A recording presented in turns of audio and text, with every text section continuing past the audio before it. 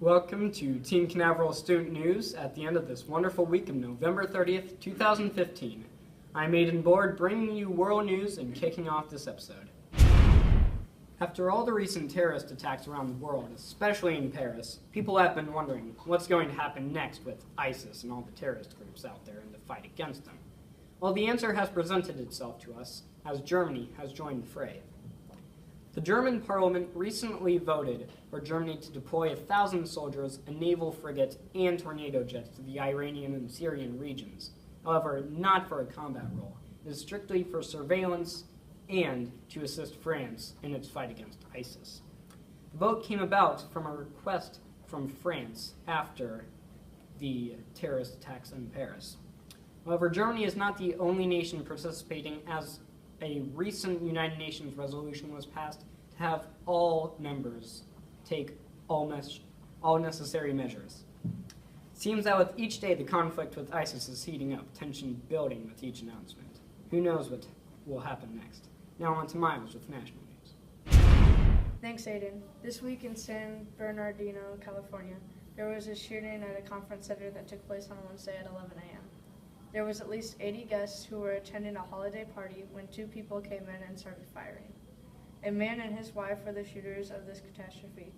Police surrounded the building as more people were killed, and they led in a small group of officers who were attempting to rescue the survivors.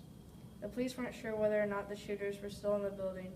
Reporters say until they found their truck that afternoon. The couple had killed 14 people and injured 21 as they sprayed the crowd with bullets.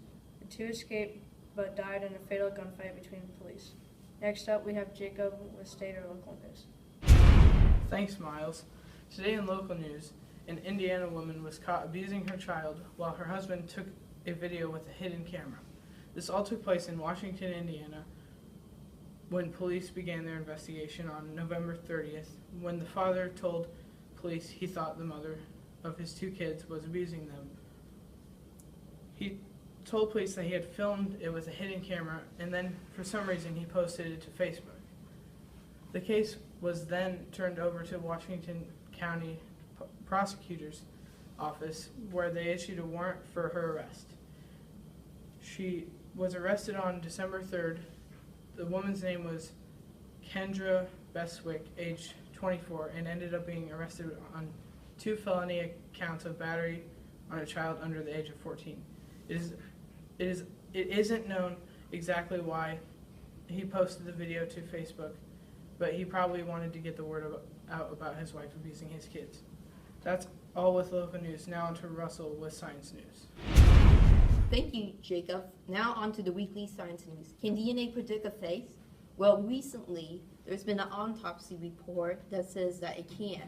Some basic facts is that every person holds 3 billion chemical base pairs, which range from sex to color. Eye color that are easy to identify are blue, brown, and everything else, unfortunately, at the moment is difficult. Hair color is over 80 through over 90%, and identifiable would be redheaded. The first example of this excellent use was used to find King Richard, the old king's eye color and possibly his hair. The whole system used was H. iris plex.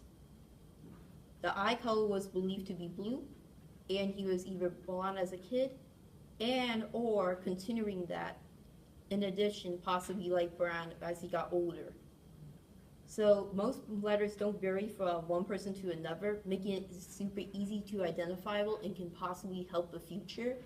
Like, for example, there is this person called the serial reaper, which has been a great mystery and has collapsed over 12 victims' hearts. He either touches the feet, hair, or probably the worst case, sexual assault. Recently, we have a photo up here on who the victim possibly is and where he possibly could be. How was this found, you may ask? Well, according to an autopsy report, some DNA was found left over and was able to reconstruct his face. He's supposedly a Latino man who's black-haired, in addition of dark, light-skinned person. to wrap this up, it's been very good with the future and how it may turn out in the end. Now on to good news. Thank you, Russell. Today for good news, we have an exciting story that helped save multiple people in the Vadapalani area to survive one of the worst floods that has occurred in 100 years. And all this was possible through Twitter.